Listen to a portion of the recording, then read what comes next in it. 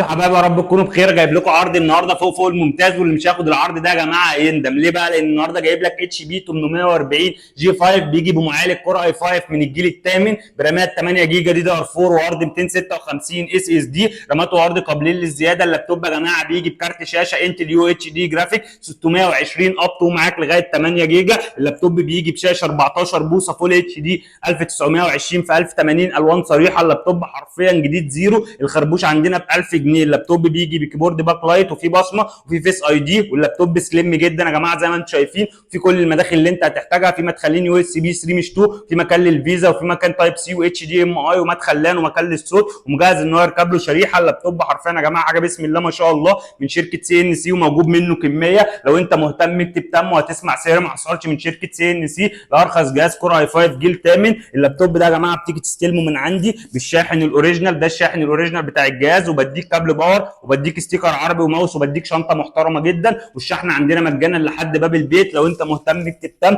وهتسمع سعر ما حصلش لارخص جهاز اي 5 جيل 8 اللوجو الشكل الجديد في مصر. واللابتوب ده يا جماعه موجود منه تاتش برده للناس اللي عايزه حاجه تاتش، نفس المواصفات بالظبط. الفرق بس ان هو هيزيد تاتش زي ما انتم شايفين. حاجه بسم الله ما شاء الله، التاتش بتاعها ميه وزيرو برده. حالات عندنا رقم واحد.